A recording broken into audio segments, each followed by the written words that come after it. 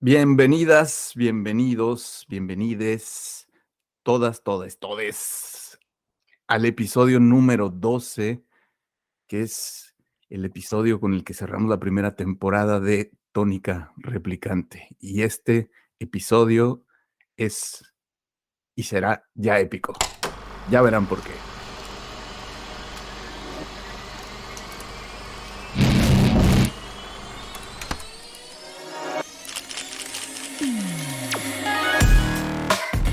Aquí hablamos de cine, series, libros, revistas y otros. Tónica Replicante.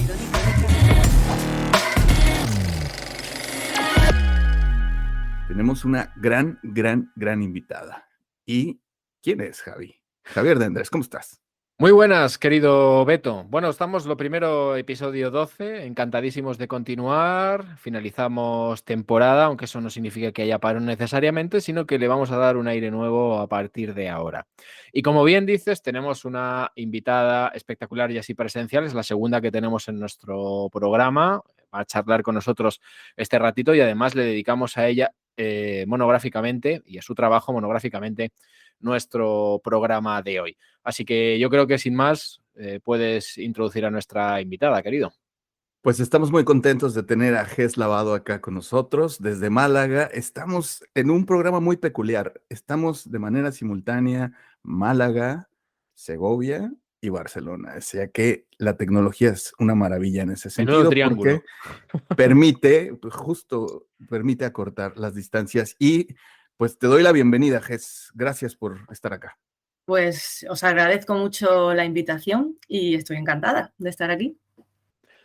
Hoy es que tenemos un programa muy especial porque voy a dar unas pinceladas de Gés, que podríamos estar charlando mucho de su biografía, pero yo creo que lo mejor es que nos cuente un poco para lo que la hemos invitado. Nació en Málaga, como dices tú, donde reside e imparte además clases de música en secundaria. Ha publicado relatos en diversas antologías y es autora de la micronovela San Miguel 2.0 de las ediciones del General en 2019 y del libro de relatos largos Los seres inéditos de Espuela de Plata de 2019. Pero la hemos invitado sobre todo porque en 2002 publicó Leni Riefenstahl, Expediente LR, dentro de la colección de biografías cortas Vidas térmicas de Zut. Y es que es fascinante la vida de Leni Riefenstahl a poco que la conozcas y te hayas adentrado en ella. Y tenemos muchas preguntas que hacerla en torno a Leni, en torno a su relación con el nazismo, con Hitler, con la propaganda nazi y sobre todo en torno a sus trabajos audiovisuales que han quedado en la memoria colectiva. A nadie se le escapa que El triunfo de la voluntad, por ejemplo, es una de las grandes obras épicas de la historia del cine, o su trabajo también sobre las Olimpiadas de Berlín. Beto, pero te dejo que empieces tú abriendo el fuego, nunca mejor dicho. Bueno, antes de hacerle cualquier pregunta a Gés, aquí lo interesante es platicar y compartir este tipo de anécdotas, ¿no? ¿Cómo es que llego a Leni Riefenstahl, Expediente LR, su libro? Justamente el año anterior, en el verano, estaba filmando la película que nos trajo acá a España. Nosotros todavía vivíamos en México. Y entonces fue muy particular porque paseando valga la redundancia, por Paseo de Gracia en Barcelona, me metí a una librería buscando puntualmente un título que necesitaba para las materias que impartía en México, en la universidad donde trabajaba. Y me encontré con el libro de Leni Riefenstahl, Expediente LR. Y desde que lo compré, se lo compartí a Javi hace un momento, no pude parar de leerlo. Fue una sensación increíble de la velocidad y la ligereza en términos de la buena redacción que tiene. Entonces dije, ¡guau! Qué maravilla del libro! Así fue como conozco el trabajo de Gés. Entonces, pues ya las redes sociales hacen lo suyo, etcétera, las publicaciones, etcétera. Se lo recomendé evidentemente a todas mis redes sociales, amigos, etcétera. Y bueno, pues aquí estamos charlando con Gés y la pregunta para atizar la charla es, ¿cómo llega este libro a tu vida? ¿Cómo empiezas? Bueno, pues Zut es una editorial malagueña que tiene esta colección maravillosa que se llama Vidas térmicas que trata precisamente de... Son como biografías pequeñas, breves, muy manejables, de personajes de la cultura o en general que han tenido vidas térmicas, o sea, unas vidas increíbles por su intensidad o su peripecia. Y bueno, yo conocía al director editorial de esta colección y me pidió que si yo tenía algún personaje que me interesara especialmente con este tipo de vida, por si quería hacer una biografía, ¿no? Una biografía corta. Y bueno, me estuve dándole vueltas y es que a mí la vida de Leni Riefenstahl siempre me ha parecido algo fuera de lo normal, o sea, fuera de lo humanamente posible, ¿no? Es una persona que simplemente conociendo brevemente su trayectoria, no crees que es posible que una persona, y más una mujer, pueda tener ese tipo de vida tan larga y tan llena de experiencias tan increíbles, tan importantes, que haya marcado la historia del cine, que haya estado presente en los momentos más cruciales de la historia del siglo XX e incluso los haya filmado. Y todo eso en un mundo absolutamente masculino, que es todavía como el doble salto mortal, porque si lo hubiera hecho un hombre no nos parecería tan increíble, ¿no? Pero tratándose de una mujer es todavía más excepcional. Y claro, yo cuando me decidí por este personaje, digo, venga, vamos a intentarlo, tampoco la conocía, había buceado en profundidad en su vida, conocía lo que más o menos todos, pues, que tengan un poquito de conocimiento sobre la historia del cine. No es que yo tenga mucho, pero sí la conocía, ¿no? Por su vida tan increíble. Y dije, guau, tiene que ser esta mujer sí o sí, porque tiene una vida absolutamente térmica. Y ya después pues empezó mi labor de investigación, que es cuando ya surgen también pues que no, porque yo empecé partiendo como del punto de vista de que era una especie de heroína, ¿no? Y después tienes como su documental se titula, ¿no? El que hicieron sobre ella, Luces y Sombras. Tiene también sombras, claro. Claro, que es brutal, además ese documental es buenísimo. Sí, es muy bueno. Antes de entrar en lo que es la vida de Leni Riefenstahl y quizá un poco porque es un campo que a mí me apasiona también y entiendo un poco el proceso, me gustaría que nos explicaras un poco cómo es el proceso elaborativo de una obra como esta. Estamos hablando de un ensayo periodístico, ¿no? Quizá la gente está acostumbrada a leer novelas y le cuesta un poco más acercarse a este tipo de trabajos, pero la documentación, empaparse de lo que es un personaje como este, las horas que tiene consigo leer libros, ver películas, que quizá pasa desapercibido y que es fundamental para construir una biografía, ¿no? Cuéntanos un poco cómo construiste antes de ponerte a escribir un trabajo como este. Pues me invertí mucho tiempo leyendo todo lo que caía en mis manos sobre ella, ¿no? Desde libros, biografías, sus memorias, que es un libro también de 300 o 400 páginas. Me vi todas las películas que se pueden ver, que están más o menos casi todas, no tiene tantas en realidad, ¿no? Pero sí están fácilmente en YouTube casi todas disponibles o se pueden alcanzar de otra manera. Y bueno, artículos que se había escrito sobre ella. Susan Sontag, por ejemplo, tiene un artículo bastante fuerte. Incendiario. Y es sobre todo ir como haciéndote una composición de lugar que a veces rechina un poco con la que tú traías de partida y entonces tienes que ir poniendo todas las piezas en su sitio, porque eso sí quiero que quede claro, ¿no? El libro no pretende traer al lector nuevos descubrimientos o datos desconocidos hasta ahora sobre la figura de Leni, porque ya hay muchos libros y tesis doctorales escritas sobre esta mujer. Entonces lo que pretende es hacer una biografía manejable y breve para que el lector pueda acercarse a una vida tan extraordinaria, pero de una forma que no se tenga que leer 400 páginas, pero que al mismo tiempo sea rigurosa y amena. Entonces se trataba de conseguir ese reto, que no es tan fácil en una vida de 102 años, la verdad, porque es difícil resumir. De hecho, me salió más largo de lo que me pedían mis editores. Uh-huh. Eso justo te iba a preguntar, sí, justo el tema de la extensión cómo el libro es compacto. Digo, ahora nos están escuchando, evidentemente, entonces me refiero al libro como estas ediciones que son pequeñitas, como de un cuarto Sí, de página 4, más o menos, para que alguien pueda dimensionar el tamaño de estos que le llaman como de bolsillo, ¿no? sí. Le llaman técnicamente, pero me refiero a que no es un libro que además es súper roja la portada, que es una edición muy bonita, Sí, es muy cuidada. debo decirlo. Sud ahí, como decimos en México, se la rifó, se la discutió muy bien ahí al equipo de Sud. Sí. Y, y entonces es un libro muy llevadero, lo puedes llevar pues te subes al metro y lo vas leyendo, cosa que yo iba haciendo en el avión y lo iba leyendo y no no es bromoso. Pero en cuanto a la extensión, ¿tenías algún límite? ¿Cómo En funcionó eso? principio, la editorial pretende que las biografías no pasen de las 100 páginas, y yo me pasé bastante. Pero es que hay tanto que decir y que contar, y qué quitas, porque qué eliminas. Hombre, supongo que se podían haber eliminado a lo mejor pues partes de su infancia o yo qué sé, pero es que a mí ya eliminé mucho también, ¿eh? Ahí hay quitadas muchas páginas, pero lo que queda es esencial porque yo creo que merece mucho la pena lo que queda.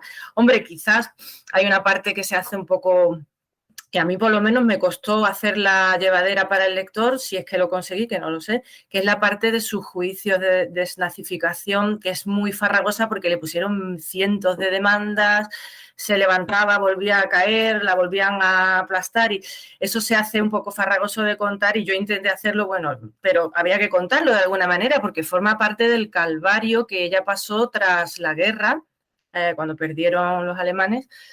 Claro, ahí empezó un calvario importante, y es que eso es crucial en su vida y en cómo ella se vuelve a reconstruir después. Entonces había que contarlo, claro. Ujú. Perdón, Javi, ibas a decir, No, perdóname. iba a ir un poco al origen de su eclosión como una cineasta de talla mundial, porque al final lo es, independientemente de que te pueda gustar más o menos lo que transmitía en su ideario en un principio. Pero cómo llega una bailarina, una actriz, a recibir un encargo de Hitler Mm. para ser la abanderada de su campaña propagandística, porque eso quizás es lo que sorprende así de primeras, teniendo en cuenta lo que decías antes. Era una mujer en un mundo de hombres todavía más ideologizado como el que estaba y en el que se movía. Ujú. ¿Cómo consigue alguien desde la modestia convertirse en esa embajadora mundial de algo tan serio y tan peligroso como terminó siendo el nazismo? Pues claro, hay un salto en medio de que es bailarina y después que Hitler le propone rodar para los nazis los documentales del partido. Ahí hay un salto en medio, y es que ella sufre una especie de estendalazo, digamos, o este flash que te da de belleza cuando se encuentra con las películas, un anuncio, un póster en el metro de una película de Arnold Fanck, el famoso director de cine de alpinismo, que era todo un fenómeno de fans en los años 20 en Alemania, ¿no? Y ella, pues, que siempre había sido su corte de carácter, ¿no? Su tipo de carácter es muy arrojado, muy atrevido, con el deporte extremo siempre por delante. Era una magnífica atleta, magnífica, con un cuerpo muy robusto de forma natural, ¿no? Había nacido así. Y ella decide dejar de ir al médico, que estaba coja, con una rodilla mal. Por eso tuvo además que parar su carrera de bailarina, que estaba teniendo mucho éxito, y decidirse al cine. Y ve 2 veces, 3, la película esta del El Monte del Destino, ¿era? No, La Montaña Sagrada. No, El Monte del Destino, sí, sí.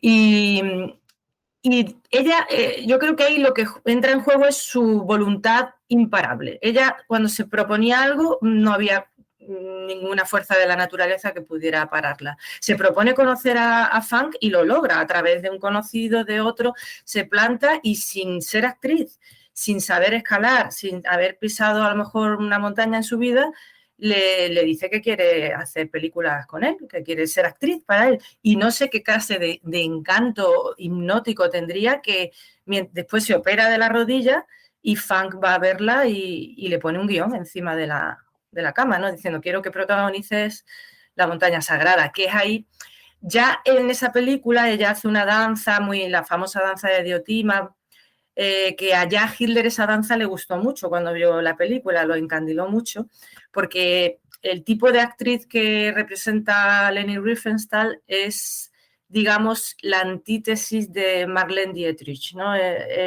Marlene era la carnal, la sensual, ese tipo de belleza, ¿no? Y ella era, pues, digamos, una especie de, ¿cómo se dice?, de amazona o de valquiria, ¿no? Digamos, una diosa de las alturas, de los hielos. Y ese ideal de mujer a la estética que circunda el mundo nazi es bastante apetecible, ¿no? Entonces es normal que a Hitler le encandilara, ¿no? Y después de hacer bastantes películas, 5 o 6 películas con Arnold Fanck, ya Arnold Fanck le dejaba a ella de vez en cuando encargos de filmar algunos exteriores, algunas cosas de la montaña. Allí siempre filmaban en la alta montaña aludes o glaciares, grietas, abismos. Era una cosa súper arriesgada y no sé ni cómo no moría más gente porque realmente era muy arriesgada.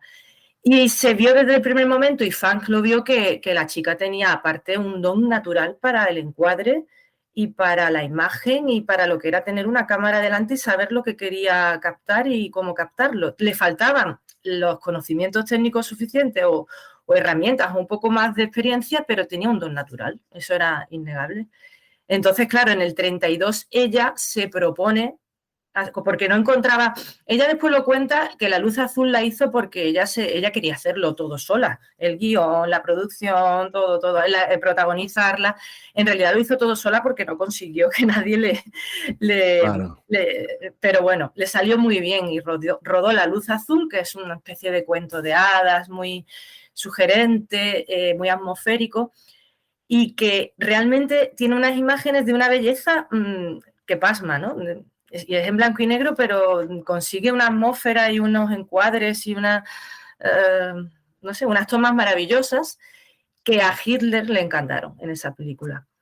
Y entonces cuando Hitler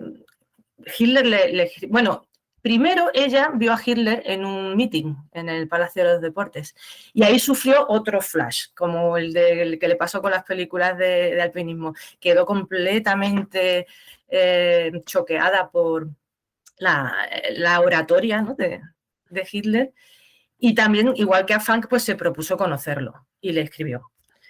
Y su gran sorpresa fue cuando Hitler le respondió y la citó. Y ella fue corriendo a ver qué quería. Y entonces Hitler sabía muy bien lo que quería de ella. Quería que esa magia y esa atmósfera que ella consiguió en la luz azul se la aplicara a los documentales del partido nazi, que él quería grabar de su partido, de los congresos del partido, porque él no quería un documento periodístico o documentalista simplemente de lo que ocurría, sino que quería que esos documentales se convirtieran en arte, tuvieran ese elemento estético, mágico casi, y por eso tenía muy claro que era Leni la encargada de hacer esos documentales. Y ahí está toda la peripecia que la lleva de ser bailarina a de pronto estar recibiendo encargos del partido nazi para rodar los congresos.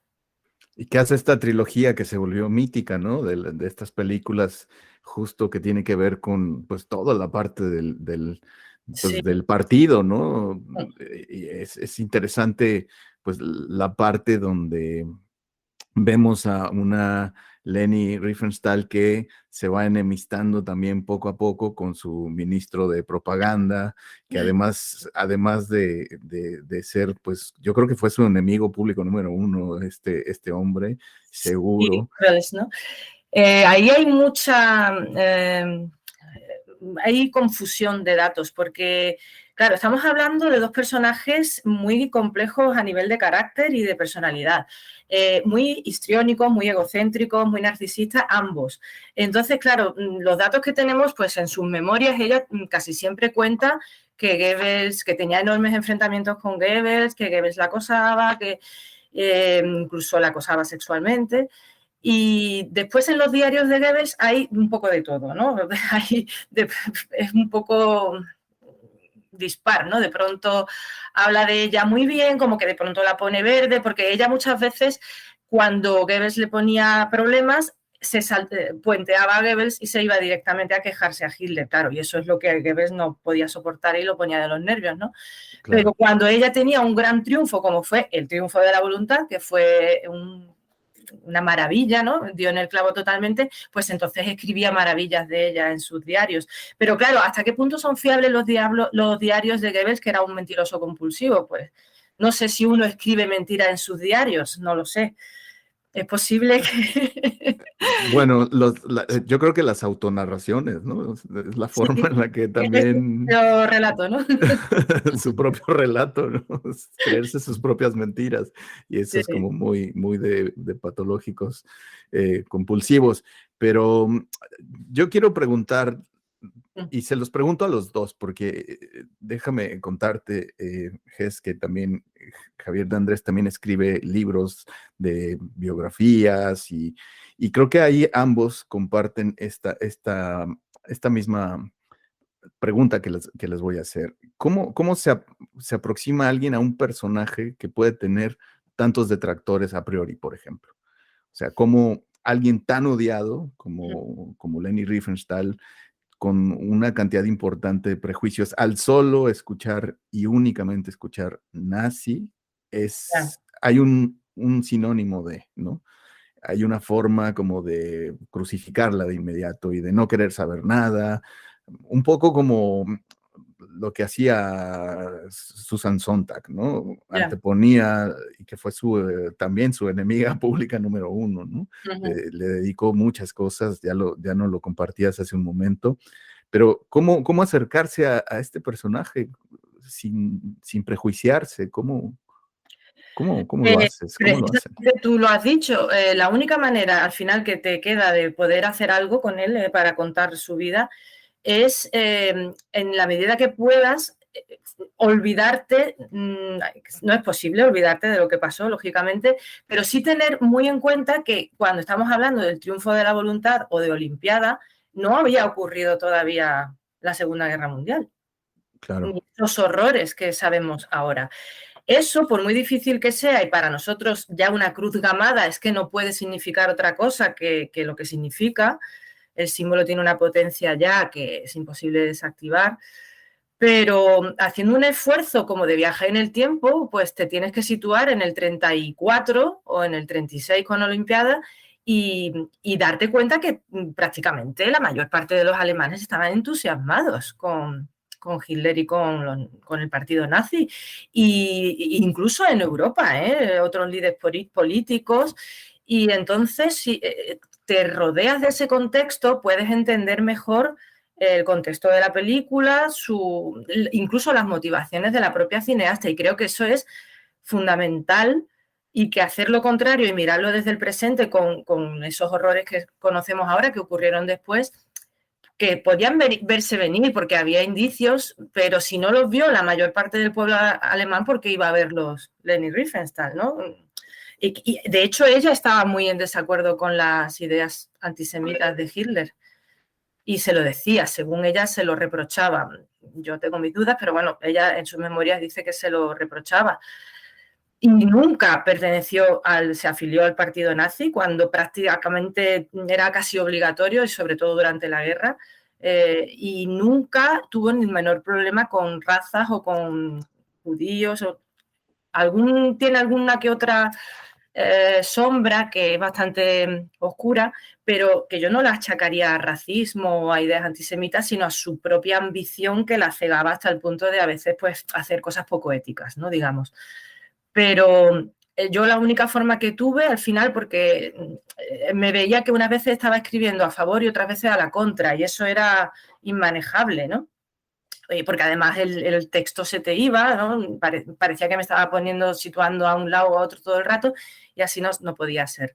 Entonces tuve como que silenciar esa parte, ¿no? Y a enfrentarme sobre todo a los logros artísticos de ella, que al fin y al cabo es quizás lo que más nos importa de lo que ha dejado, aunque en la biografía, por supuesto, también hay que reflejar sus peripecias vitales y algunos errores muy discutibles desde el punto de vista moral que pudo cometer, que también forman parte de su biografía, lógicamente. Y no sé, Javi, ¿qué podría aportar Pues más? mira, por la experiencia que yo tengo, sí que es verdad que yo me he acercado en este caso, a clubes muy populares y a deportistas muy populares de mi entorno más cercano de aquí de Segovia. Entonces, digamos que yo no tenía que enfrentarme, algunos de ellos amigos personales, y no tenía que enfrentarme a una corriente de negatividad en torno a la figura que representaban, ¿vale? Pero eso me supuso un problema muy grave porque tenía que intentar ser lo más aséptico posible y no ensalzar la figura de nadie, amigo personal, y valorar también sus, en este caso, fracasos deportivos, que también los tenía. Claro. Entonces, ¿yo cómo lo solucionaba? Pues intentaba hacer un ejercicio de ser lo más aséptico posible, de basarme en la mayor tipo de fuentes posibles, no solo en mi experiencia personal y en este caso con la fortuna de poder entrevistar en primera persona a la gente que forma parte de estos trabajos y, insisto, ser lo más aséptico posible y intentar acercarte también y evitar y dejar de lado los tópicos y los prejuicios. Y eso es muy difícil. Y por eso me agrada mucho que le hayas hecho esta pregunta a Ges, porque era por donde iba a tirar yo. Claro, como yo le digo a mi hijo, ahora tiene 9 años, pero dentro de 5, 6, 7, ¿cómo le puedo decir yo, oye, tienes que ver El triunfo de la voluntad? Y me dice, tú estás mal de la cabeza, ¿cómo voy a ver yo eso? Si eso no es nada más que el germen de un movimiento que terminó masacrando a un montón de población y tal. ¿Y cómo le hago ver yo a mi hijo en este caso o a alguien, a un estudiante de cine como los ha tenido Beto y lo sigue teniendo, decirle, oye, no, es que tienes que ver esto o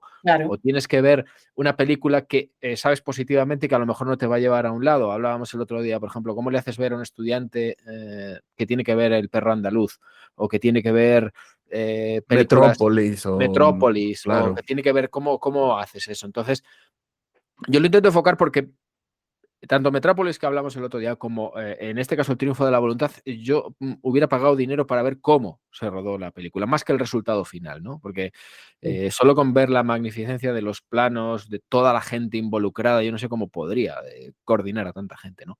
Pero es un poco ahí como yo trabajo en este tipo de casos. Estoy de acuerdo. Y es que esa parte es muy interesante porque es muy fácil beber de los prejuicios, Claro.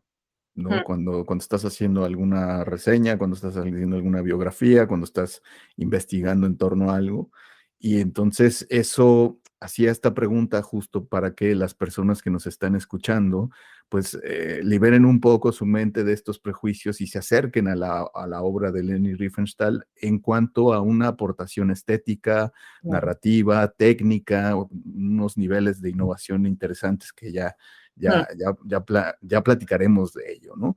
Entonces, lo comentaba, si te sí. parece, se lo contamos a Ges porque lo hablábamos hace un par de semanas cuando hablábamos de Asesinos Natos y hablábamos de una película que incita a la violencia. Tommy Lee Jones, si recuerdas, en el cómo se hizo de la película, decía, bueno, entonces ver el Picasso también es incitar a la violencia, ¿no? Ver el Guernica de Picasso también es incitar a la violencia, ¿no? Y es un poco, yo creo que es el mensaje que hay que mandar. Quizá no puedas estar de acuerdo con el fondo de lo que te está contando, pero merece mucho la pena acercarse a la forma y descubres que lo que ella mostró como algo innovador, al final lo ha terminado copiando o adaptando todo el mundo hasta nuestros días, empezando por Orson Welles y siguiendo por Spielberg o cualquiera de los directores que ahora mismo puedan ganar tropecientos Oscar cada año, ¿no? Sí, sí. Eso es el valor que tiene Leni Riefenstahl, que por eso estamos hablando de ella, porque ella inventó un montón de técnicas en estos documentales, que aplicó técnicas de ficción e inventó otras, ¿no? O las perfeccionó. Y yo, si fuera estudiante de cine, es que eso sería obligatorio verlo, ¿no? Además, por un lado, por la parte técnica, claro que ahora podemos hablar más de ello. Yo sé algunas cosas que hizo ella técnicamente, pero seguramente, pues, vosotros que sabéis más de cine podéis hablar más de lo que es la parte técnica, ¿no? Pero siendo la película de propaganda quizás más potente que existe, política, ¿no? Justamente yo a mis hijos, hombre, si no se la pondría sería porque puede ser un poco aburrida o tediosa para ellos, pero por lo menos fragmentos sí que hay que ponérselos, porque si eso es la propaganda más potente que puede existir, pues que aprendan cómo está hecha, cuáles son sus entresijos, las costuras, para saber detectarlas si te vuelven a poner ese tipo de propaganda delante. Entonces, precisamente para no repetir las cosas malas de la historia, lo mejor es conocerlas, no decir, oh, eso es muy malo, no lo veo, no lo conozco. Pues no, yo creo que hay que verla y, hombre, yo ahora he visto trozos para hablar con vosotros un ratito y he vuelto a ver, entera no, porque se me hace larguilla, la verdad. Verla entera, hay muchos discursos que se pueden hacer tediosos, pero las partes así que yo ya sé, he vuelto a verlas y me siguen impresionando porque además hay que tener en cuenta los medios que tenía esa mujer. Entonces. Sí, no perdamos de vista el contexto histórico, que es importantísimo. Sí. Además, estamos hablando de un arte que para ese entonces, o sea, imagínense, quien nos está escuchando, El triunfo de la voluntad, 1934, 1895, pues estamos hablando que apenas estaba casi cumpliendo 40 años el cine, o sea, era un medio, pues muy reciente, tendría pues eso, 4 décadas y que apenas se estaba consolidando, el lenguaje se estaba todavía terminando ahí como de adaptar, de moldear. Y en ese sentido, las innovaciones de Leni Riefenstahl las seguimos disfrutando cada vez que vemos unas Olimpiadas o una justa deportiva, porque ahí hay mucho que decir. Pero yo quisiera preguntarte otra cosa. Vale. ¿Es difícil publicar un libro como este de Leni Riefenstahl? Digo, aquí ya nos contabas un poco del apoyo de Sud, estas ediciones que tienen de Vidas Termitas, pero es difícil para ustedes, para tanto la editorial como tú, de un personaje tan controversial. Pues la verdad que yo no tengo noticia de que hayan tenido el menor problema o nadie le haya puesto ningún impedimento. Es una editorial privada que utiliza, no sé, su propio criterio y es que yo fui la que propuse el personaje y me dieron el visto bueno y con entusiasmo desde el primer momento. O sea, les parecía que era una vida térmica, fulgurante que había que contar. Y a mí no me pusieron el menor problema y después yo creo que ha sido un libro que ha tenido, de los de la colección, ha tenido bastante buena acogida, la verdad. Mucha gente sorprendentemente no sabía quién, de mi entorno, cuando yo le hablaba de que estaba escribiendo un libro sobre Leni Riefenstahl, a no ser que seas entendido de cine, mucha gente ni idea. Probablemente han visto trozos del Triunfo de la Voluntad en el telediario, claro, en documentales, pero ni idea de que solo había rodado una mujer. Y claro, que una de las que fue en el 38, o sea, en el 38 mucha gente tachó esta película, pero después en los años 70 fue catalogada como una de las 10 mejores de la historia. Y claro, es de una mujer, nacida en 1902, o sea que es realmente un hito importante y sin embargo no es lo famosa que pueda ser, yo qué sé, pues Orson Welles, por ejemplo. Ya, claro. Sí. Lo has apuntado también antes, cuando ella se defiende en los juicios, que además son especialmente cruentos hacia su persona, porque como era de lo poco que quedaba vivo de la maquinaria nazi, pues entonces se cebaron mucho con ella, entiendo. Sí. Ella habla de cinema verité, habla de recoger acontecimientos históricos más allá. También nos has deslizado antes que no sé si la crees mucho en este aspecto, pero yo no sé si crees que ella tenía sus motivos para defenderse apelando a la cinematografía, a la universalidad de la cinematografía, o lo que hacía era echarse a un lado sin ningún pudor. Yo, bueno, primero, creer o no creerla, al final es una cuestión personal que tampoco es interesante para el público. Hay que atenerse a los datos o los hechos comprobados, ¿no? Y muchos no están bien comprobados o es muy difícil ya comprobarlos. Yo pienso que ella en ese momento la llevó a hacer esa película más que su ideología, porque su ideología, ella siempre defendió que no tenía ideología política. Por otro lado, era una persona con una ambición sin límites. Entonces, si tú te haces amiga del líder político más poderoso en ese momento casi de Europa o del planeta y te propone rodar con total libertad, con todo el dinero que te haga falta, con un equipo de 170 y tantas personas a tus órdenes, y encima eres mujer con las dificultades que puede tener una mujer cineasta en los años 30 para hacer películas. O sea, es que estaría loca si hubiera dicho que no. O sea, pedirle a Leni Riefenstahl poniéndonos en el año 34 que hubiera dicho no porque soy muy íntegra, eso es ser como muy ingenuo, creo yo, que ninguno de nosotros Claro. en esa absoluto. situación lo hubiéramos hecho. Después ella en los juicios se agarraba a todos los argumentos que le vinieran bien y dijo 1000 veces que no tenía ideología, cuando después hay cartas que le escribía a Hitler que eran de adoración pura, ¿no? Después también dijo que eso era pura realidad filmada, documental. Eso es muy discutible, bueno, porque está comprobado que hay planos rodados en estudio después del Congreso, Claro. discursos de gente que salió mal la toma y no se les ve bien y dicen, venga, pues se repite en estudio de algunos de los del partido, porque también era un tema muy sensible para no ofender ninguna vanidad de los gerifaltes del partido. Entonces ella tenía que andar con pies de plomo para no ofender a nadie, que todos tuvieran el mismo número de minutos, saber quiénes eran más importantes y quiénes menos para hacer como unas jerarquías. Y entonces hubo cosas que tuvo que retocar y arreglar después. Eso ya contradice la definición de un documental, lógicamente. Y después está el tema del montaje. Ella es una monstrua del montaje, es que es impresionante el instinto que tiene para montar, que lo pulió. En La luz azul todavía no lo tenía pulido, pero ya en este documental del 34 le dedica obsesivamente 14 horas al día a montar. Estamos hablando de 130.000 metros de película. Wow, una barbaridad, sí. A 3.000. Es verdad que tenía las mejores instalaciones a su disposición, y después el reto logístico, tanto a la hora de rodarlo y de organizar a tantísima gente a sus órdenes, como el reto logístico de no desordenar tanto metraje, tenerlo clasificado por discursos, por tomas, por no sé qué. Es que eso también es otra de sus dones, ¿no? Porque el reto que afrontó logísticamente, creo que cualquiera de nosotros fracasaría. Es de una magnitud tal que asombra, ¿no?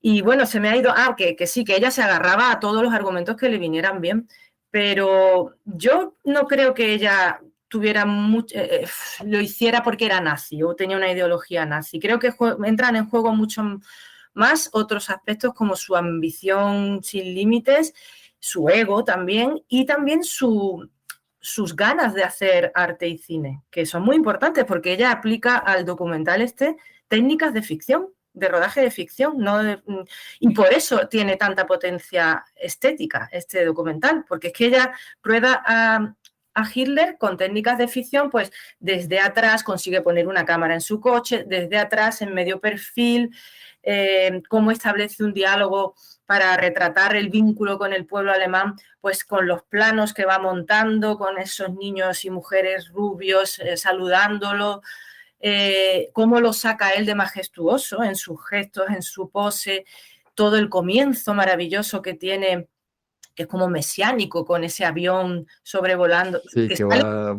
sale del cielo, claro. Claro, claro. Y se ve la sombra del avión como una cruz sobrevolando Nuremberg, las tropas como juguetitos diminutos que van al encuentro de ese pasajero que en ningún momento se muestra, el pasajero del avión, ¿no?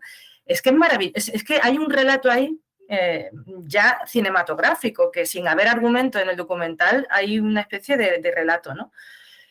Y ella también, otra genialidad, pues veía que iba a ser muy difícil rodar un documental de un congreso con tanto discurso, de forma que eso se lo pudiera tragar alguien en el cine sin dormirse.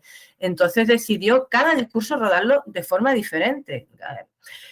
Utilizar panorámicas muy, muy, muy, muy, muy variadas para crear todo el rato en el espectador esa expectación y nunca provocar aburrimiento. Y claro, todo eso lo discurrió, pues venga, pues pongo raíles circulares alrededor del púlpito y lo que hago es, y lo hago en contrapicado para que Hitler parezca muy alto y muy poderoso, y siempre girando alrededor de él y el fondo se mueve, ¿no? O si no, poner una cámara en un ascensor, en las inmensas torres que diseñaron con las esvásticas y las águilas, el Albert Speer, ¿no? El arquitecto que diseñó el recinto, para tener esa toma monumental que después la hemos visto copiada en Gladiator, en Star Wars, en la Guerra de las Galaxias, sí, en todos lados. ¿no? Realmente yo creo que los asistentes de ese congreso no eran conscientes de qué pinta tenía aquello desde arriba, desde el cielo, y ella sí nos regaló esa perspectiva, ¿no? Todo eso, bueno, las zanjas, es que eso lo había aprendido ella en las montañas con Arnold Fanck, porque cavaba zanjas de 2 metros para coger a las personas desde abajo en contrapicado, o cuando grababa desde abismos, desde arriba. Todo eso ella lo aplicó al documental y con técnicas de ficción, y claro, le salió, bueno, más muchas cosas que iba improvisando en el momento, porque tenía un instinto y un ímpetu. A lo mejor tenía que rodar de noche y le apagaban los reflectores, porque además le boicoteaban mucho los del partido nazi, incluso los de los noticieros alemanes no la podían soportar y la estaban continuamente boicoteando. Las SA le tiraron el coche de sonido a la zanja, en fin, ella estaba continuamente batallando con 1000 enemigos y se me ha ido lo que iba a decir. Hay una secuencia en lo que regresa la idea, hay una secuencia que es mítica también, donde está iluminado con antorchas, porque ella sabía... Te iba a contar, sí. Eso. Me la has recuperado. Claro, como le apagaron los reflectores, ella protestó, los volvió a encender, pero se los volvieron a apagar y dijo, pues venga, tenemos antorchas, pues encendemos antorchas. Y aquello quedó al final de una forma un poquito, la verdad, imprevista, muy bien en la película, porque creó una atmósfera como ritual, casi de un rito moderno traído al presente, pero creó una humareda que casi se asfixian allí medio partido nazi. Pero bueno, después quedó muy bien. En pantalla quedó y consiguió su objetivo y le dio a aquello una atmósfera pues muy, muy, muy particular que ahora pues nos llama la atención, pero era muy resolutiva, digamos. Iba continuamente, si le ponían un problema, ella encontraba una solución o se iba a protestar a Hitler o a quien fuera para que le facilitaran lo que ella quería hacer, y al final lo consiguió y hizo una película que tiene una potencia inaudita, ¿no?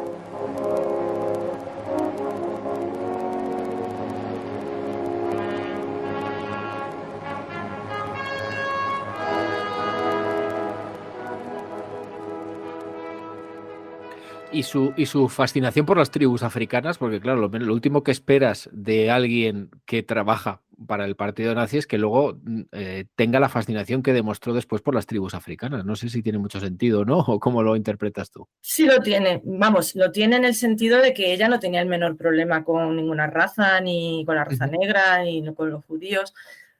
Ella precisamente sentía una enorme atracción por la estética del cuerpo perfecto, que eso sí se lo achaca a Susan Sontag, por ejemplo, como un ramalazo nazi o un síntoma nazi, digamos, ¿no? Como el cuerpo perfecto, solo que dice, ahora tus arios perfectos son los Nuba, ¿no? Le llega a decir. Pero yo creo que era más esa estética que ella había mamado desde pequeña en la Alemania de los 20, que siempre, pues la gimnasia, el cuerpo perfecto, los atletas, que en Olimpiada también se ve reflejado, ¿no? Pues claro, ella cuando la desnazificaron, al final salió absuelta, pero estaba completamente cancelada y repudiada por el mundo. O sea, no la iban a dejar en la vida volver a dirigir ninguna película. Y entonces su salida, porque ella no se iba a rendir jamás, en su personalidad y en su esencia está el reinventarse, pues fue así, pues si en Europa no me quieren, pues me voy a África. Y eso, lo de los Nuba, le llegó por una foto que vio en National Geographic de Rogers, de un fotógrafo. Y se quedó impresionada por la belleza de los miembros de esa tribu, de los Nuba. Y entonces, pues ni corta ni perezosa, logró la financiación suficiente para viajar allí y entonces hizo su segunda parte de su vida, que fue como fotógrafa. Intentó hacer una película y llegó a hacerla, pero documental, digamos, pero se la estropearon, en el estudio se la velaron. Y de ahí le viene su fascinación por los Nuba, de los cuales se hizo amiguísima, casi familia, vivió entre ellos, pasó 4 navidades con ellos y llegó incluso a pensar en mudarse para siempre allí a África con ellos. Es muy interesante cómo establece este vínculo, pero hablando de la resiliencia que nos has compartido de Lenny, recuerdo haber leído en tu libro algunos pasajes de accidentes que tuvo Leni Riefenstahl, que fue impresionante. O sea, se sobrepuso a cualquier cantidad de cosas. O sea, se cayó de un helicóptero. Sí. ¿Quién, Es quién empieza a aprender a hacer difícil de creer. submarinismo? Sí. Uno no Cuen- sabe si era indestructible, tenía muy buena suerte, porque claro, si tienes muchos accidentes puede ser mala suerte, pero es que también ella hacía cosas de mucho riesgo, viajaba continuamente en avionetas, en barcos, buceaba, en fin, es normal que así despiera que puedas tener, pero nada más llegar a África, tuvo un accidente de coche que la tuvo al borde de la muerte, estuvo con un pulmón perforado y se repuso. Los médicos no sabían cómo se había curado, se autocuró, fue una cosa un poco espontánea. Después, el último accidente que ya la retiró de bucear, pero que menos mal, porque tenía 90 y yo qué sé, muchos, fue de helicóptero y sobrevivió. Bueno, no hubo ningún muerto, gracias a Dios, en el accidente, pero es que estamos hablando de una persona de casi 100 años que se estrella y la sacan de entre los hierros inconsciente y se despierta en el hospital y le pregunta al director del documental que si ha grabado cómo la sacaban del helicóptero.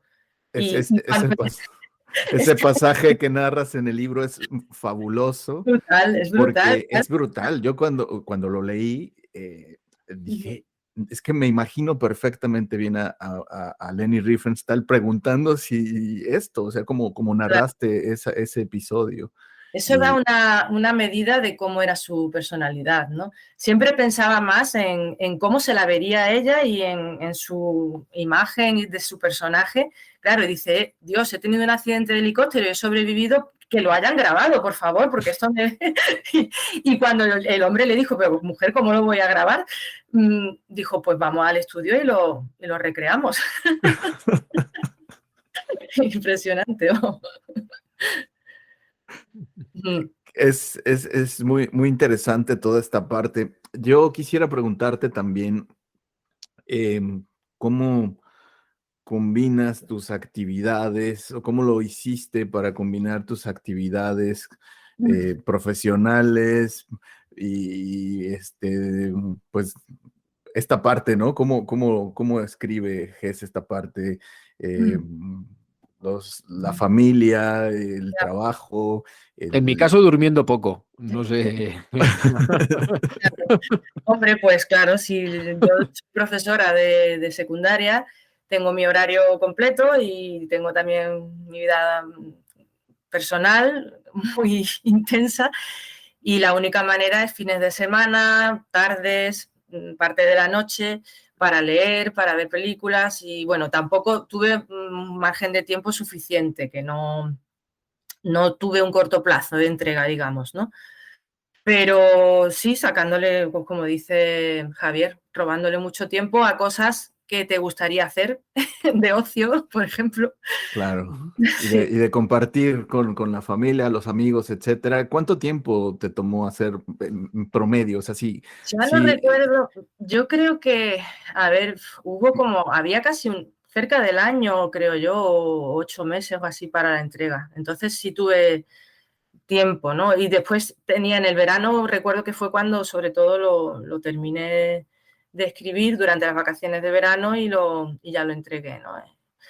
Pero, pues sí, fue divertido. Lo que pasa es que al final un personaje de este tipo tan intenso, se te puede llegar cuando ya pasas muchas horas al día con él, puedes llegar a empacharte un poco de Lenny. Yo hubo ya al final del proceso que tenía cierto hartazgo, ¿no? Porque es una personalidad tan intensa que puedes llegar a odiarla al mismo tiempo que la admiras o que reconoces su mérito, ¿no? Pero es una persona también muy, muy, muy... que supongo que en el trato personal no hubiera sido fácil tratarla fácil.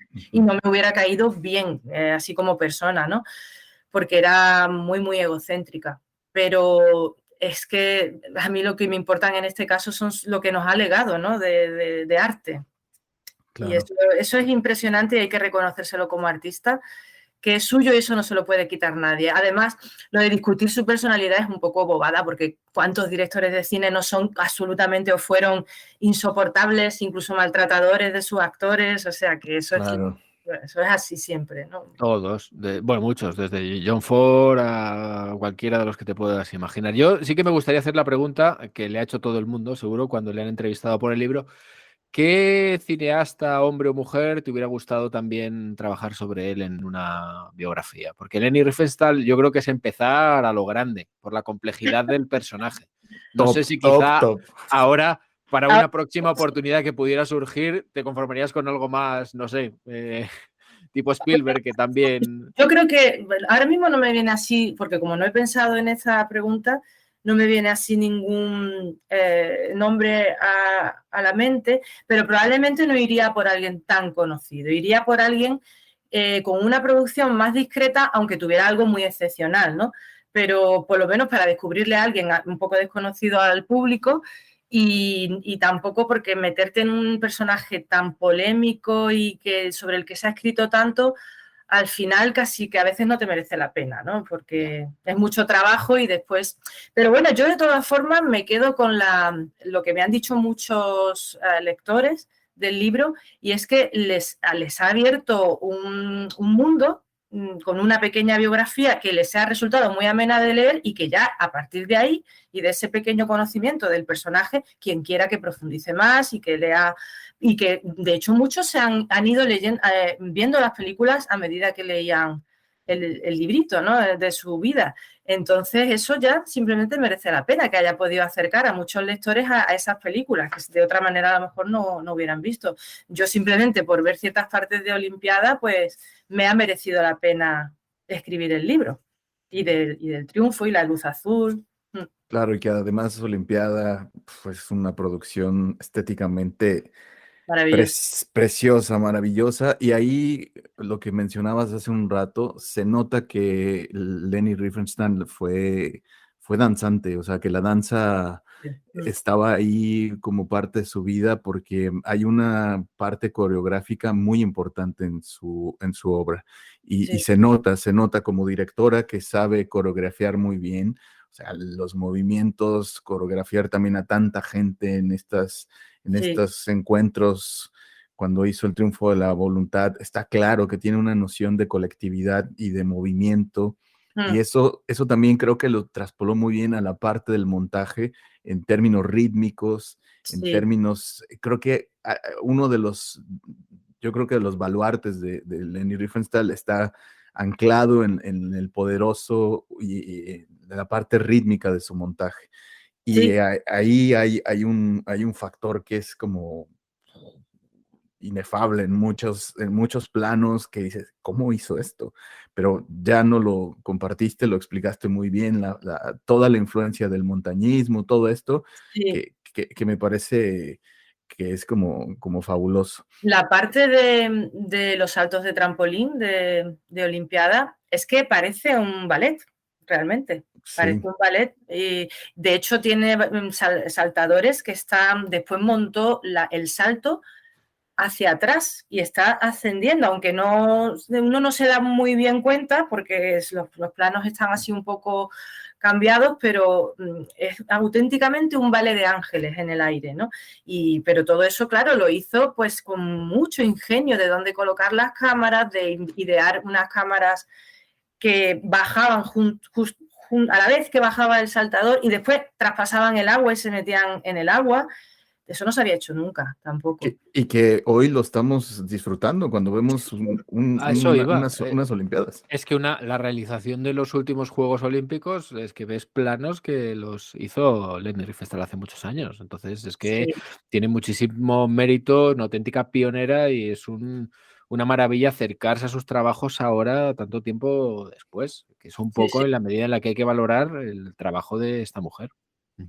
la verdad que sí. Eh, ¿Cómo fue, un poco ya aproximándonos como hacia el final del programa, quisiera preguntarte cómo fue la experiencia de presentar el libro? ¿Cómo les fue presentando el libro? ¿Cómo fue? Muy bien, bueno, lo presenté aquí en Málaga, en la librería Áncora, que es una librería encantadora y pequeñita del centro, Y fue fue ya en mayo del año pasado, sí, fue en mayo. Ya va haciendo tiempo. Y yo lo recuerdo como que yo llevaba muchos datos en la cabeza, como que parecía que iba a hacer un examen de oposiciones o algo.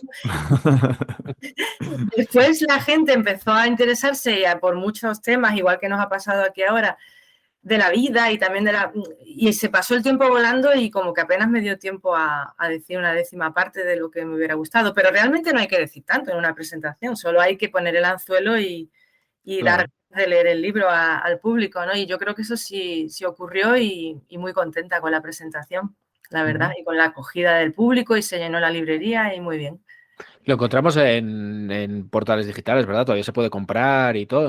Sí, desde la misma editorial Zut te lo envía sin gastos de envío a tu casa, o sea que lo puedes comprar directamente en la página web de Zut Ediciones, lo puedes comprar online por cualquier librería o a mí me hace mucha gracia eso que ha contado Berto del que lo vio en una librería del Paseo de Gracia. O sea, me hace una ilusión tremenda saber que estaba allí.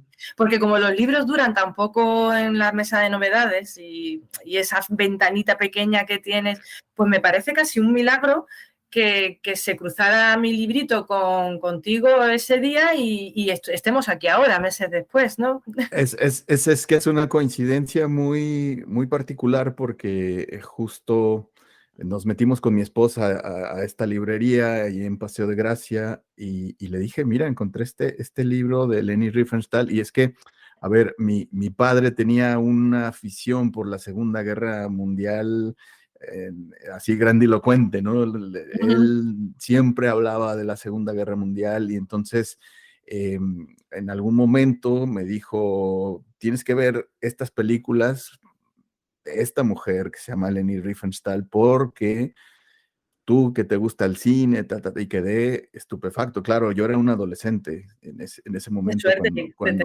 padre así.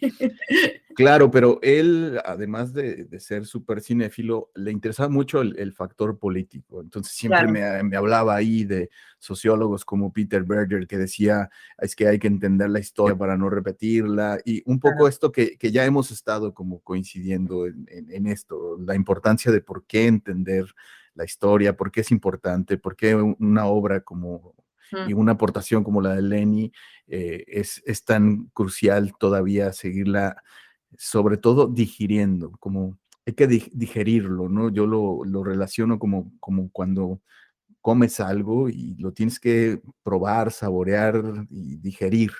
Y entonces, sacar tus propias conclusiones. Cada quien aquí podrá sacar sus conclusiones, pero yo quisiera preguntarte, creo que esta es casi mi penúltima pregunta, porque seguramente Javi tiene más preguntas todavía, pero ¿qué reacciones has tenido? Digo, esto fue un accidente porque nosotros estábamos justo en junio y tú habías presentado el libro pues un mes En antes. mayo. Sí, sí.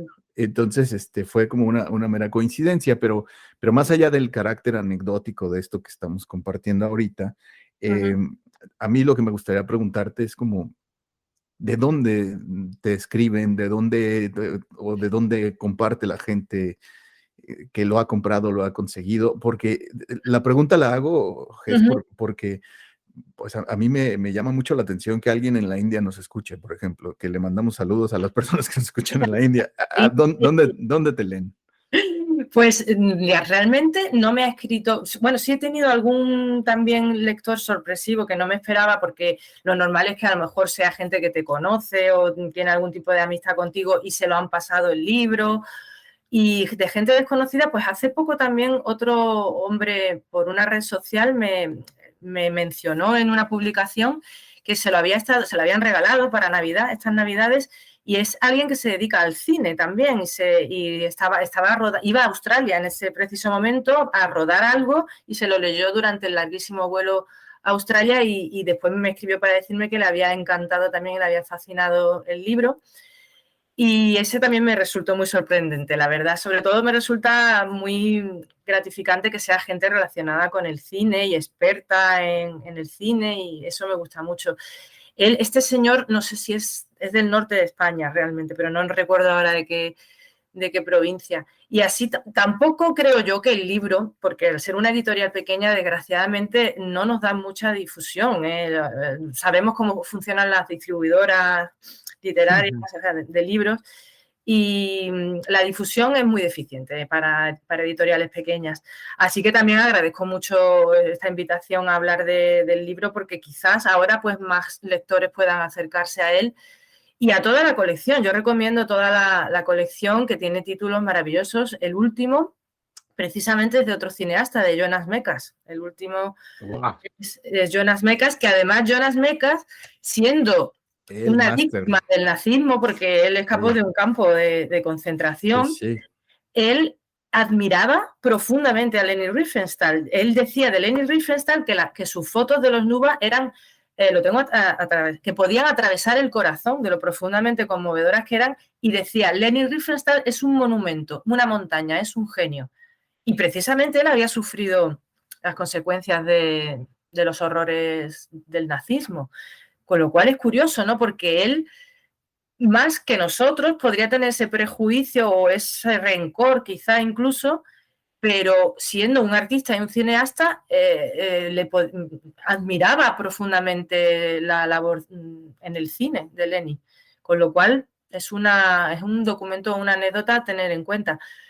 Y yo recomiendo, la verdad, todas las biografías de la colección Vidas Térmicas y bueno, y el mío también, claro, que es el que me toca de Claro.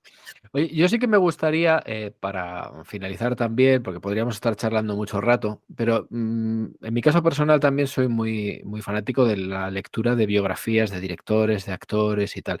Y yo quisiera que a través de tu experiencia lanzaras un poco o que nos contaras un poco ese mensaje de que el cine no es solo ir al cine o no es solo verlo en casa, sino leer también mucho sobre aquellas personas a las que admiramos o no, o que queremos saber de dónde toman o de qué fuentes beben a la hora de mostrar su trabajo. Es verdad que hay autobiografías que son sensacionalistas, es verdad que hay trabajos que no están todo lo bien contrastados, siempre hay que purgar, siempre hay que buscar en dónde encontrar lo que merece la pena leer, pero yo quiero también que no sé si estás de acuerdo conmigo en ese mensaje de que el cine no es solo ver cine, sino también leer cine. Y yo siempre que puedo recomiendo leer porque a mí me apasiona.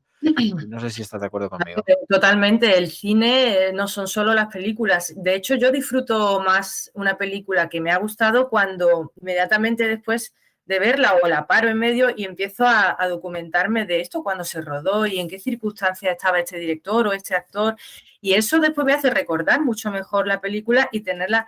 Recuerdo hace poco que estuve volviendo a ver esta de Clark Gable y Marilyn Monroe, que fue la última de Marilyn, creo. Y que también Gal Gadot murió de un infarto a los pocos meses de rodarla, aunque se le ve muy joven en la película, y todo eso, esa peripecia de conocerla, lo que le estaba ocurriendo a los actores, al director, engrandece, porque al fin y al cabo no deja de ser un universo hecho por seres humanos, artistas, que suelen ser personas con vidas muy llamativas, complejas y apasionantes de conocer. Con lo cual, bueno, igual ocurre en el mundo de los músicos o de los pintores, Claro. pero también en el del cine y tiene biografías, bueno, cuando te pones a investigar sobre Kubrick, sobre las personalidades, es que es apasionante. Yo ojalá, vamos, soy muy asidua a escuchar podcasts de cine, con lo cual para mí no solo ha sido un regalo que me invitarais a vuestro podcast, sino que me lo dierais a conocer, porque es que me está encantando todos los episodios que lleváis hechos hasta ahora. Me parecen muy amenos, muy rigurosos también y me encantan. Así que animo a todo el mundo a ver cine y a documentarse sobre el cine y a conocer cineastas. No hemos prometido nada, Ges, por esto, ni nada, ¿no? No, es todo. Lo hace de manera altruista. Este halago hacia nosotros lo hace de manera altruista. De corazón. Claro. Encantadísimos, la verdad. Gracias, Ges. Aquí yo, pues ya prácticamente para terminar, quisiera que le compartieras a la gente que nos escucha, si tienes planeado hacer alguna otra biografía, ¿Qué sigue para Ges? Por ahora mismo no tengo... Esto es que fue un encargo. Yo nunca había hecho biografía. Y, hombre, es un trabajo arduo. Yo creo que si alguna vez hago otra, será única y exclusivamente porque me apasione muchísimo el personaje y yo esté muy segura de que me va a compensar tantísimo esfuerzo. Porque yo hasta ahora solo había escrito ficción y la ficción tiene la ventaja de que nadie te puede discutir ningún dato, ¿no? Claro. Pero la biografía es complicada de hacer de forma muy rigurosa porque exige mucha documentación y sobre todo creo yo que es complicada de hacerla amena para que el lector la disfrute sin que sea una pesadez. Entonces ahora mismo pues he vuelto a la ficción y estoy en mis cosas de mis relatos, de mis anotaciones para novelas y cosas y estoy con proyectos variados pero ninguno es de biografía. Es que hay muchas decisiones que tomar que quizá el público no conozca. Si hablamos en tercera persona, en primera persona, si utilizamos un presente histórico, si nos centramos más en esto, más en lo otro. Luego, en tu caso, el tránsito entre el relato, la ficción, la novela y el ensayo. Es que es fastidiado, ¿eh? Sí, al principio además reconozco que me costó coger el tono de una biografía porque... es un tipo de, claro, es un ensayo, entonces no puede tener un tono demasiado irrespetuoso o irreverente. Tienes que cambiar un poco tu forma de escribir y hacerte incluso más seria, ¿no? Yo no soy tan seria escribiendo, pero al mismo tiempo creo que es fundamental meter anécdotas, cosas que incluso hagan reírse al lector, porque eso lo hace mucho más llevadero y después cierras el libro diciendo, jolín, me ha gustado y me he reído, ¿no? Y he alucinado con ciertos pasajes, ¿no? Entonces, encontrar esa dosis ahí de la fórmula mágica al principio cuesta un poco, pero bueno, para eso está la labor de edición después y de revisión y tenía detrás a mis editores y todo, gracias a Dios, ha funcionado bien y ha salido muy bien. Y es un libro que, por supuesto, recomendamos en Tónica Replicante de una manera urgente. Vayan a comprarlo ya, cómprenlo en línea, cómprenlo en su librería favorita y si no lo encuentran, pues en ZUT, Z-U-T, es así como... Sí, como la web creo que era zutediciones.com. Sí. zutediciones.com, si no se puede googlear perfectamente, ZUT con Z. zutediciones.com, pues está por ahí en Amazon, está en la Casa del Libro, está en un montón de sitios y si no lo encuentran, pues escríbanles ahí directamente a Zut Ediciones, que seguramente estarán encantados. Ya, yo me quedo con la recomendación de la biografía de Jonas Mekas, que además es un cineasta que pues es totalmente admirable. La escritora Mireia Hernández se llama, creo, y está fantástico. Hay que comprarlo ya. Y bueno, pues agradecerte, Ges, pues que hayas aceptado la invitación. De verdad ha sido un placer charlar aquí contigo, escuchar lo que nos has compartido sobre Expediente, bueno, Leni Riefenstahl, Expediente LR, que es el nombre como lo encontramos, que es una biografía maravillosa que hay que leer sí o sí. En este podcast, cuando está nuestra cortinilla, la cabecera, decimos que hablamos de cine, pero también libros, y entonces aquí estamos. Y otras cosas. Y otras cosas. Algún día hablaremos de las otras cosas, porque de momento hemos hablado solo de series claro. y películas. Exactamente. Es por decir alguna bobada, porque hoy que nos escucha Ges, estamos muy tranquilos hoy. No hemos dicho nada, pero... no hemos roto a reír tampoco, ni nada. Que además acá nos reímos mucho, lo pasamos muy bien. Bueno, he recibido mucho feedback en ese sentido. Dice, mira, debéis de decir las cosas bien porque se os nota que entendéis, pero desde luego que os lo pasáis bien, eso no queda ninguna duda. Eso yo creo que transmite mucho al oyente ese buen rollo que hay entre vosotros.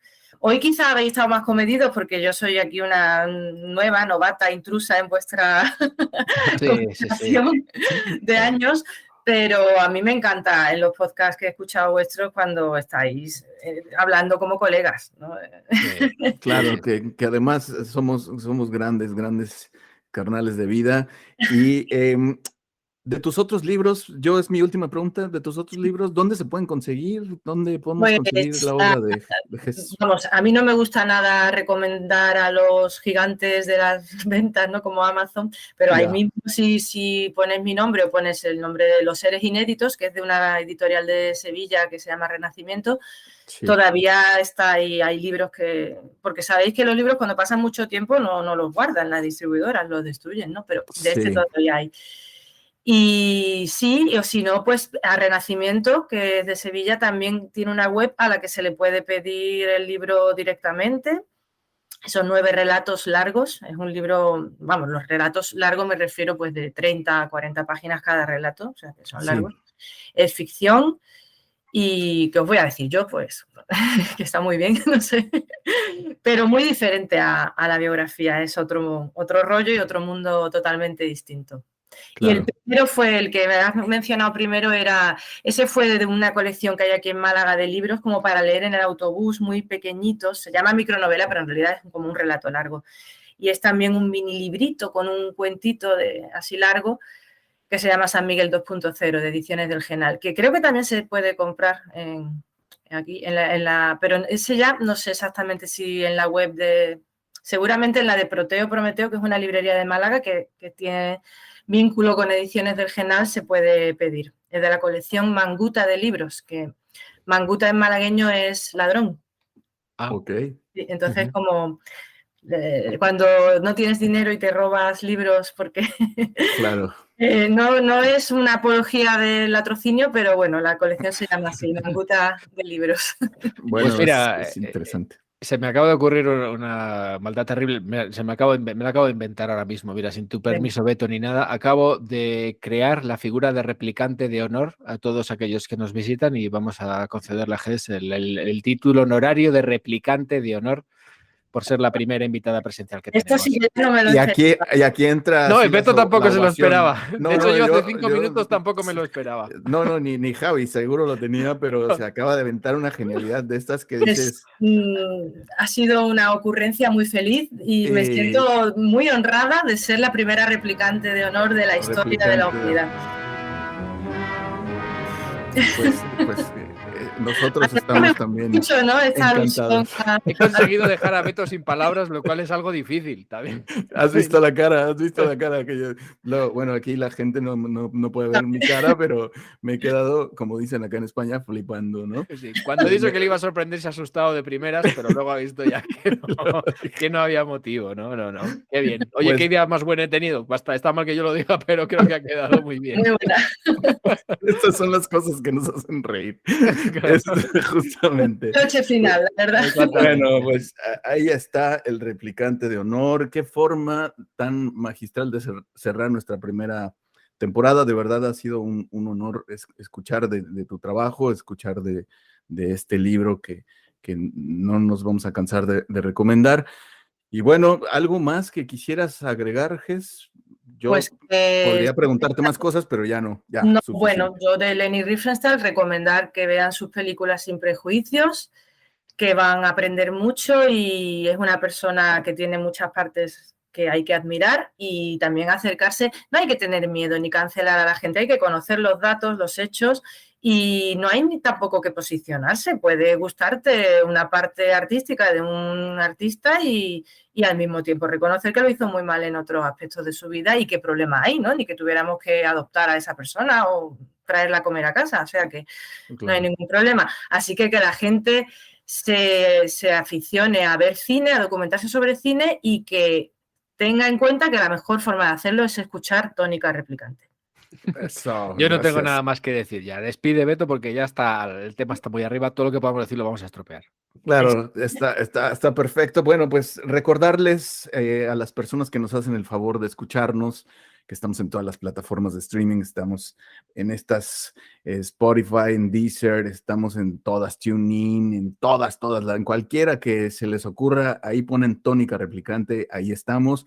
Agradecer a todas las personas que nos van siguiendo en los diferentes episodios. Este es el episodio 12 con el que estamos cerrando la primera temporada. No quiere decir que vamos a pausar nada, vamos a a hacer vamos a hacer unos trailers y vamos a contar. Para comercializarlo, decimos, ya llevamos 2 temporadas, entonces ya parece que llevamos más programas. Eso es que nos gusta mercantilismo el marketing cinematográfico. Y bueno, pues despedirnos, muchísimas gracias, Ges, de verdad, muchas gracias, Javier de Andrés, muchas gracias. Chao. Chao.